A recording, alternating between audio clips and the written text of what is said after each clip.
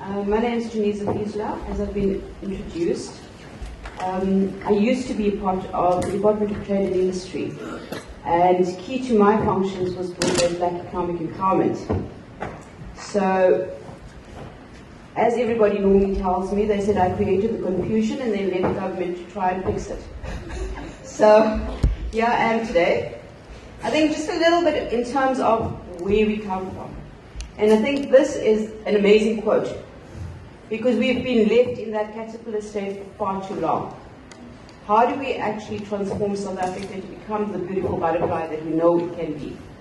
And we can only do that if there's inclusive growth, if there's inclusion by all of its citizens of South Africa. We cannot do it in isolation from each other. And I think higher education plays that critical part as well. So we need to find that match, and how are we going to do it going forward. I don't want to get into too much detail, but are the players in transformation? You find that the key to that is the mandate was given to the Department of Trade and Industry. The BE Commission was recently founded, and she has now taken a stand. And as the advocate has actually mentioned, she's now responsible for fronting. In August of this year, she released a notice where 17 companies, 5 verification agencies are being investigated. So that's out there. So it's no longer that myth that we all look at and say, let's wait and see what happens, government's going to get back to us, eventually we'll find a way. As private sector, we need to find, and as public sector, we have a responsibility now. Previously, the 2007 codes never made provision for public entities to actually do enterprise and supply development, because we never had a base. We always said that, okay, we are governed by, the PFMA, we can't do this, we can't do that, we have to do it within the laws and constructs. Now there's a base for public sector to actually say, how do we actually now transform the economy or assist in transforming the economy? So obviously SANUS is responsible for the verification agencies. That is an emergence as a result of economic transformation. And then the BE Commission, we'll talk a little bit more about it as we go along through the slides. This is just a preamble from Minister Rob Davies, when he actually released the Codes of Good Practice. And what it basically says, and I hate reading slides because everybody can actually read. So it basically says that if we do not have an inclusive economy, we're not going to see a significant growth. We're actually going to be still marginalized. We're going to be there 20 years from now, we'll still be where we are today. I was discussing with 2 young ladies on my shuttle drive to the ICC from the airport.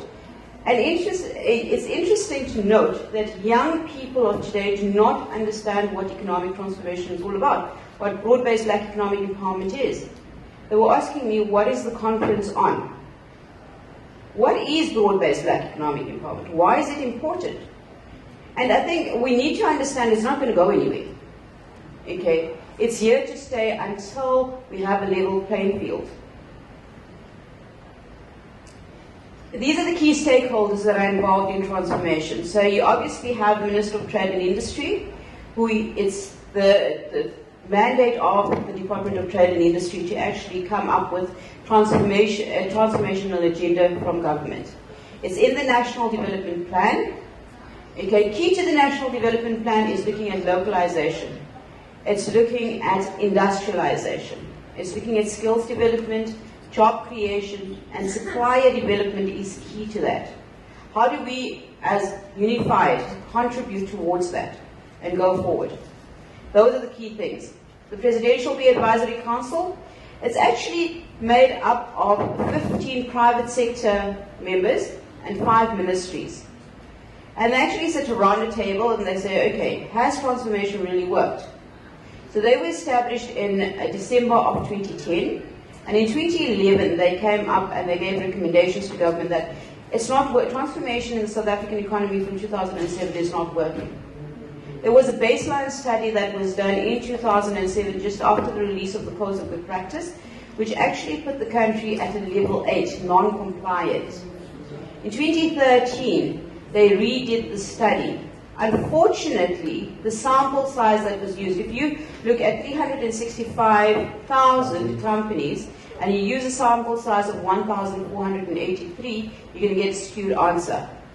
It showed that we will 100% be compliant.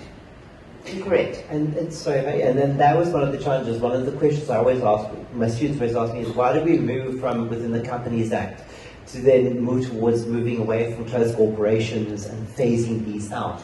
And these were also seen as being vehicles that were actually principally used for fronted, which actually skewed the demographics. We have no real sense of whether or not South Africa, from an economic perspective, was actually transforming. Yeah, and that's where you're actually now going to start seeing how critical transformation is within higher education institutions. The leverage that higher education actually has, because of the dynamics of your sector, you can actually come up with a sector code that says that these are our dynamics. And I'll show you, we've done a little bit of research as to how we've seen the scorecard play out for higher education institutions. Okay. But also, because you have a collective buying power, we need to understand, where does that collective buying power come from? Where are we buying our goods and services from? Okay. So, once again, these are just some of the key stakeholders that are involved. This slide becomes very important, because this is giving us an overview of where we've been, where we're going to, and how we're going to get there. Okay, so key to the 2007 codes was where we actually had your 7 elements. It's now actually 5 elements, but nothing fundamental's changed. So it's not like they've gone and created a totally different element to the scorecard that was previously not there. All they've done is they've actually just gone and merged your management control and your employment equity to make it management controlled. Okay, they've then combined your preferential procurement and enterprise development and now call it enterprise and supplier development, which is the fundamental key to driving economic transformation in South Africa. Because if we want sustainability, we need to see how do we start including small businesses into big economic activities. Because those small and medium-sized enterprises are the ones that actually were lost and we're falling through the cracks, and that's exactly what this is trying to actually remedy. Exactly, and I think also if we actually look at research that has actually taken place, South Africa is not the only country that suffers from your small business closed down syndrome. Okay, it's one of those bigger things that are around the world. And recently in an article that was actually written, they were talking about it as to how do you sustain a business. You need to ensure that the business is running for a full 3 years. 36 months before it can actually become sustainable. My apologies for interrupting for a second. If anybody who's in this auditorium wanted to be attending the GradNet presentation next door, that's starting now. Apologies. So GradNet is Professor Art Boesenkool from the University of Johannesburg, and they're talking about GradNet as a service, as a one-stop shop for students and graduates, and how the network is facilitating access to technology. So if anybody was planning to be there, please can you leave now, and my apologies to our speakers. Please don't leave. We just got started. Yeah, I don't like talking to an empty room. Okay. Yeah. So I think what government is trying to actually do, and I've been told that I speak like a government official as well as from a legal perspective, but I have a finance background, so yeah. But the one thing that is key to all of this is that we need to start getting involved. We need to actually go down and say, what is it that we can change? Okay, and that is how we're going to change it, because in this room, nobody is responsible for ownership. So we cannot, even if we wanted to, if it's a public entity, we have to get permission to be able to sell 25%. And I don't think we're ever going to get that to be able to sell 25% of the university. Do we understand how that works? Okay. Yeah. So that is out of the question. So we have 4 elements that we have to work with. Okay. What government's done again, has gone and made them priority elements. In fact, what that actually means is that if you do not meet a 40% sub minimum on skills development and enterprise and supplier development, your scorecard will go down by 1 level. Okay, and I'll demonstrate that to you because we managed to be able to get 16 scorecards off the website that was public knowledge. So we've got that on the presentation, and we'll actually go through that and see.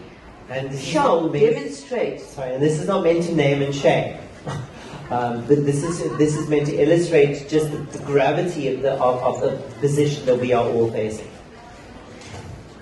And it's all the same, by the way. So there's not one university that's doing 100% better than the next. Okay. I think also a key to all of this is looking at the key provisions that were put into the Act. There were 4 provisions that were put into the Act. It was obviously the establishment of the BBBE Commission, which has taken place. Then you had the verification regulator. Now the verification regulator, the verification industry actually emanated as a result of your BE codes. Okay, people, private sector was saying to government, what is it that you want me to do? How do you want me to transform?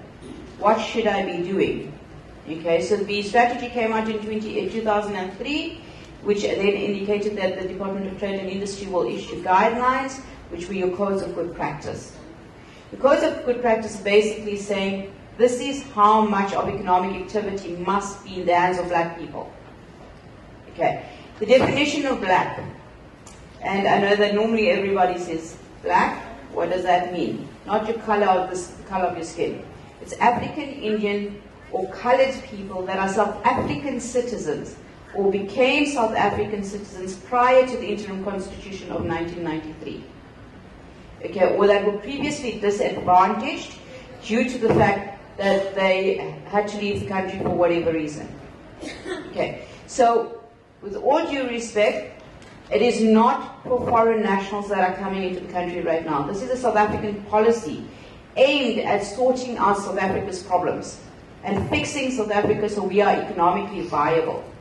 So that's what we need to understand. Okay. And so if I can end on that, is that's one of the questions people always ask, but how can we have this if we truly believe in the concept of equality? The Constitution section 9 says everyone should be treated equal. The conceptual understanding in the Constitutional Court of what equality means in terms of South Africa, based on the fact that we've had the injustices that we are all patently aware of, means that we have to achieve substantive equality over time. And until that is achieved, this is why these particular programs have to be put into place in order to get us to where we need to be. Ultimately then, things like even affirmative action will ultimately be phased out. They're not meant to be here forever. The Constitutional Court is very clear about that. That is to be phased out once we have achieved substantive equality.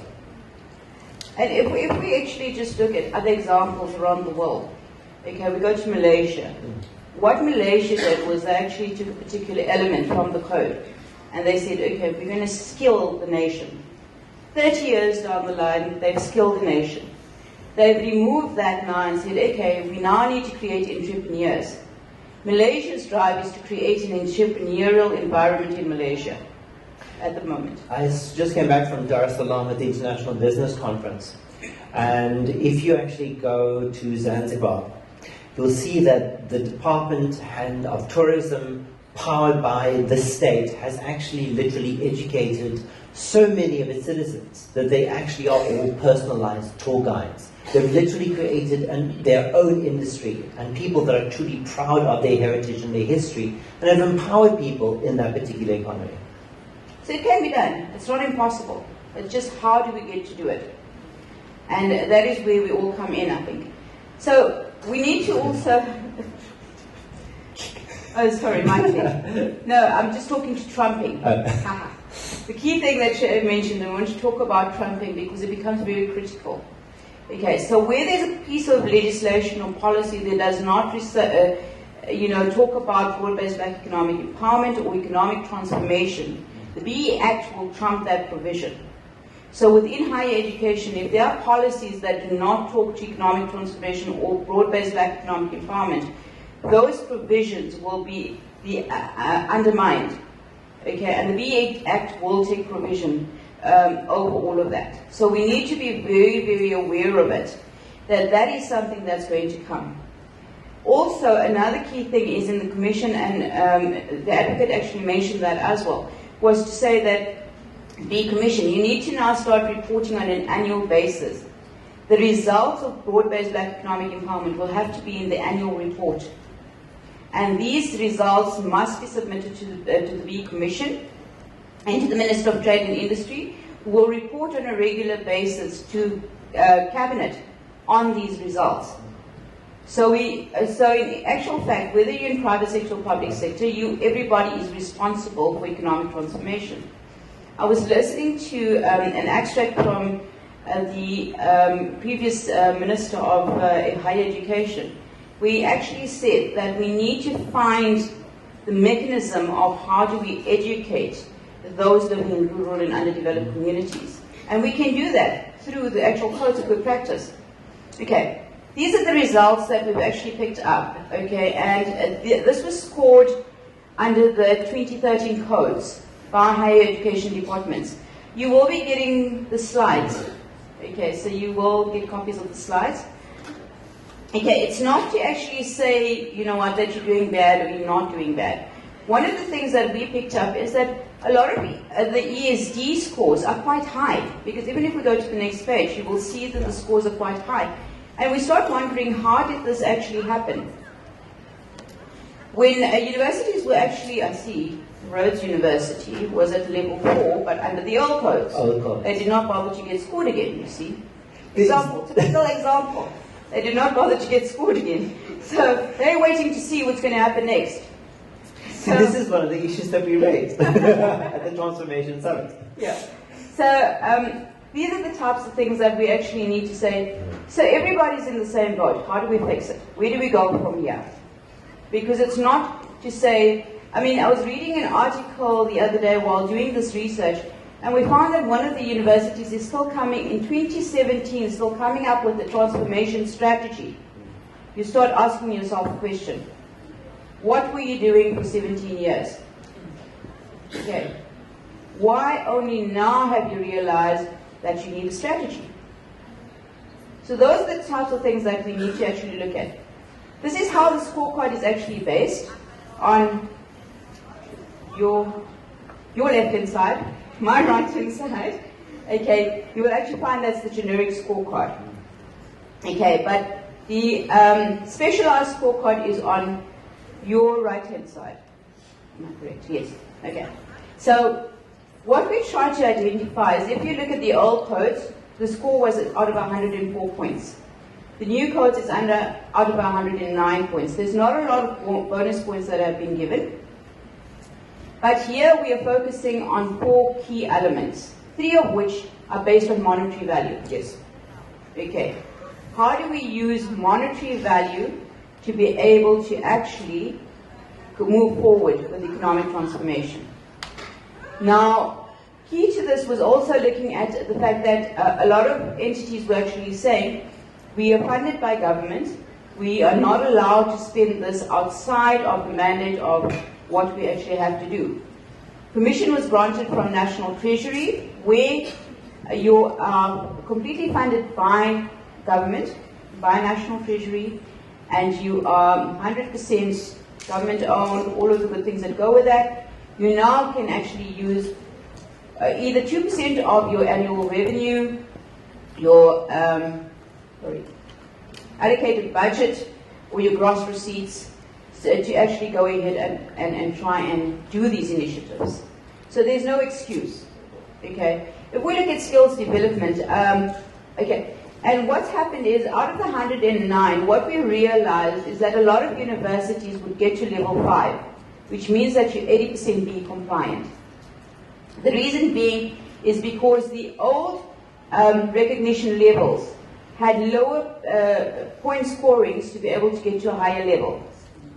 Okay, so if we look at a level 4, for example, it used to be between 65 and 75 points. That's how Rhodes was able to get to a level 4. Okay? Because you could get 65 points on the dot and be level 4, 100% be compliant. Now, the DTI has actually said you need 90 to 95 points. 80 to 90 points, sorry. 80 to 90 points on the scorecard to be a level 4, which for universities is quite difficult to be able to get to that level. So as Janeez from Jazz Strategic Investments, we understand your plight, okay?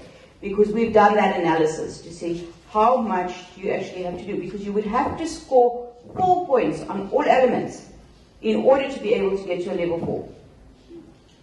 The repercussions, of course, on this, is if you're asking this to yourself, is that, well, why is this not going to be so important? Why should I bother? Can I just not leave it as the status quo? It's already going to be impossible for me to achieve. As I said earlier, and Janeez and I had a discussion about it, is that the ultimate consequence of this, when it comes to the Department of Trade and Industry and how we are ultimately going to be sanctioned, is that when it comes to the sourcing of funds coming from Treasury, is that how much we are allocated as higher institutions will actually start to diminish even further. Yes, and that becomes a very big problem, because typical example, if somebody said to you that if you did not find a black supplier or you did not procure from black suppliers, your university would be closed down, what would you do? You would go out and find that, because you realize, I will not have a job. Okay, so you can do it. One of our clients actually said that to their people. They said, if I told you tomorrow that this company would close down if we did not find black suppliers, what would you do? The lady turned around and said, I'd go out and find that. They said, so why are you doing it now? What's the problem? So that's the mindset. We have to change the mindset of how we think. And I think with higher education it's more difficult, but all we do is we actually teach. We're academics. We don't do anything else. It's not our job to actually go and find black suppliers and all of the good things, but you utilize a lot of resources through procurement. And that is the niche, that is the nuance that we actually have to start engaging in trying to actually meet this particular objective. So it's about looking at the same question but through a different lens. And also when we won't have time to it now, but tomorrow when we discuss issues around potential third stream income generation, there may be vehicles there that we can possibly utilize to be able to achieve the same objectives and also generate income. But also the discussion tomorrow could also filter around how do you ensure that you have a sector scorecard for higher education. If that is a need, and there's an ability for us to be able to draft that scorecard for higher education, where we put in prescripts that are, that work towards the income generation for your institutions and your industry, and is actually builds your industry further without actually overburdening it. Those are the areas that we need to look at. Okay, these are just some tips on how you can improve your BE scorecard. Okay. It's obviously one of the things that we found is that a lot of the time when you look at transformation managers or BE managers, they're always, that responsibility falls on the head of an HR person. A human resource person does not have all of the capabilities of dealing with what it requires to be able to manage the entire BE scorecard as a whole. They are very well versed in terms of human resources, on how to employ staff, on how to capacitate the company, on how to educate. Skills development also falls under HR, so you can actually find that. But when it starts coming towards ownership or your enterprise and supplier development, that's another department that deals with it altogether.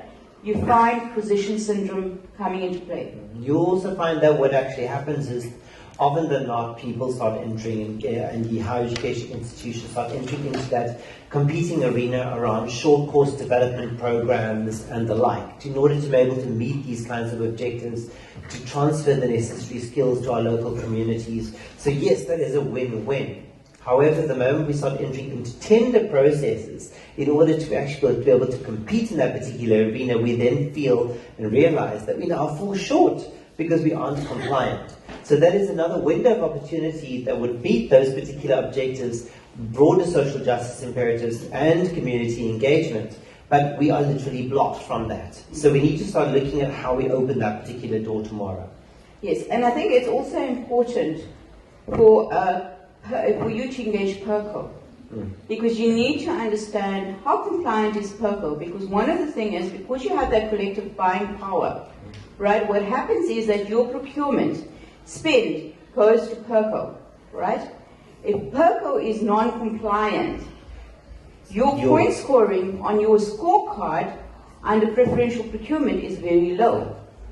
So we actually go back to this particular slide, right? So for every rand that you actually use, it gives you some kind of recognition on your preferential procurement scorecard. So it says that if I've used 10 rand with PERCO, but they're level 8 contributor, it means that they are only 10% B compliant. So only 10 cents out of that 10 rand that 1 rand out of the 10 rand that I've used can be calculated at B spend, which then diminishes your points on your scorecard.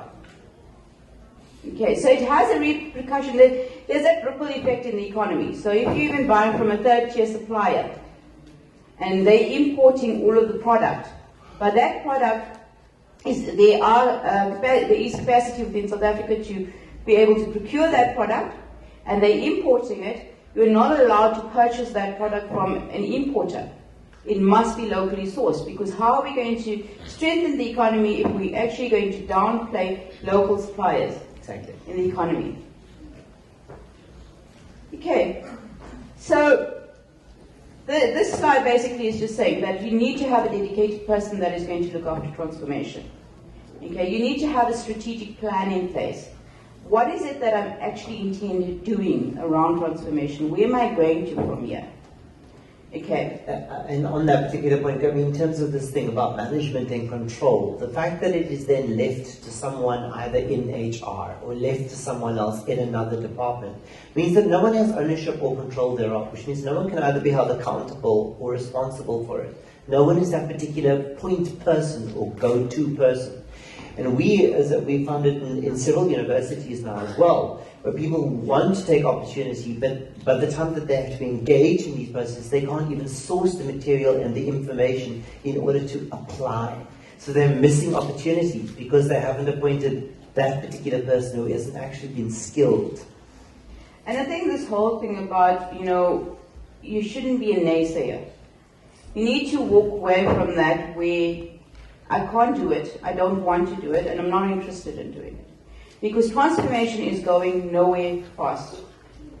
Okay? It's not, until we do not have a level playing field, it's not going to go anywhere. We're still going to be there. The one thing that is very interesting is that this very same policy, it has actually been adopted in Canada, in Australia, Zambia, Tanzania has adopted this policy. Zimbabwe has adopted this very same policy. The difference between the South African policy and the policy in those countries is that it is actually primary legislation, which means that if you don't do it, there's penalties. In our country, it's secondary legislation, so do it if you want. If you have an obligation to government, you have to do it because you need to get a good score on your scorecard in order to be able to actively participate with government, or be able to get contracts from government and all of the good things. But if you don't, if you're third-tier supplier, for the typical example, your motor industry. Your motor industry says, I don't deal directly with government, I deal with government employees. Okay, and they don't care if they want a car, they're coming to buy it from me. And if they don't, somebody else is there to buy it. So I don't need to transform. But they're realizing now that government's putting a stall on, and they're creating industrialization capacity in South Africa. So the whole Black Industrialist program that was launched in 2015 by the Deputy Minister of Trade and Industry was actually to say that how do we reinvest in our manufacturing industry in South Africa? If we go back 20 years, right, we used to be an export-driven country. We've now become so import-driven that it's taking away our economic growth. We actually, what we're doing is we're taking our mineral resources, We're sending it across the borders, and it's coming back at a premium as a finished product. Back into South Africa. Exactly. So we're paying that premium. So, for example, roll steel. The Minister of Trade and Industry has now put a moratorium on that and says you're not allowed to import that because we are the producers of the steel. Why aren't we beneficiating? So those types of things, we need to see now how are we actually going to collectively be able to contribute towards this economic growth. Okay. So these slides will be given to you. It's just basically to demonstrate how you can improve your BE score. What I want to do is just talk a little bit in terms of skills development. 2007 codes actually had 3% of your total payroll or your leviable amount that was to put towards skills development training of black staff members within your organization. Government has now opened that up. It's now 6%. Something that I heard on 702 this morning was that you were seeing fewer black students in universities that are applying to actually study. Okay, you're finding that there are great ideas in your communities, but they're not coming through to the university because they don't have the funding to do so. Okay, you can use part of that 6% on bursaries, on learnerships, on internships to say how do we bring those underdeveloped and rural communities, the students from those communities into the bigger mainstream of the economy. And that's something which we haven't tapped into fully. We haven't fully realized that this is an opportunity again, and government has actually given us an opportunity. They're actually making it a possibility for us to be able to achieve those objectives. Exactly. And then if we're going on now to enterprise and supply development, which is key to everything, and I think, so in a nutshell, enterprise and supply development. And sorry, we have time constraints, so I'm going to do it in a nutshell, like I always like to do. Because I talk a lot, by the way. So, in a nutshell, I talk too much. I have a problem. I have verbal diarrhea, so please forgive me. But in a nutshell, enterprise and supply development is a combination of provincial procurement, enterprise development, and supplier development. So all that the DTI has done is actually taken your enterprise development from 2007 and is actually split it into 1% towards enterprise development initiatives and 2% to supply development initiatives. And once again, because there's collective buying power under provincial procurement, we need to look at your base, your supplier database, and say, what are the products and services that we are buying? Who are we buying it from? Is there a possibility that we can migrate our spend or even share the spend from certain monopolistic suppliers? Okay? So this is where PERCO needs to get involved with the universities. Procurement people from the universities need to come together in a room and say, let's do an analysis of how much do we spend on each of the suppliers, on each of the products that we actually require within the university framework. I would, however, also just caution, and we don't have time for this, unfortunately, but also just to be aware of anti-competitive legislation and anti-competitive behavior, because you rightly mentioned the issue around monopolies. Yes. And so we don't want universities to actually fall foul of the competition legislation. But that is something else which you would have to also educate yourself about as a separate arena over and above, because there is an overlap. Because it's also what happens within government departments is that we have long-term contracts. Okay, so we take out a 30-year contract with a travel agency. Okay, and this 30-year contract is running and we cannot do anything about it because it's a signed agreement and we have to, go forth with our obligation to this particular supplier, all of the good things. So you can't change. But you can reduce how much you spend with them, because the contracts do not specify the amount of money that you're going to be spending with them. So we have, for example, a typical example, DHL. Famous brand, excellent service, smaller logistic companies are being falling apart because of the fact that they're not getting business. Okay, so what you do is you divide your spend. You see, they can do regions as opposed to nationally. So that is how we need to start thinking around how do we then take supplier development and make it more positive and create these small entities so that we can get that level playing field again.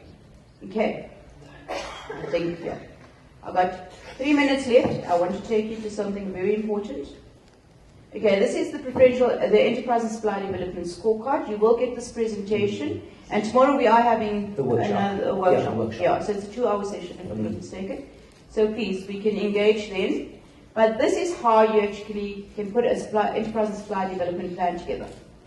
Okay, you need to set out your preamble. What is it that I want to achieve out of transformation? What is it that I want to achieve from enterprise and supply development? Okay, determine your objectives. And then design the ESD program or your framework to actually suit your need as an organization. Whether it be collective through POCO or it actually be through each university themselves. And also think local, because that is what the Yes. Department of Trade and Industry is really looking for.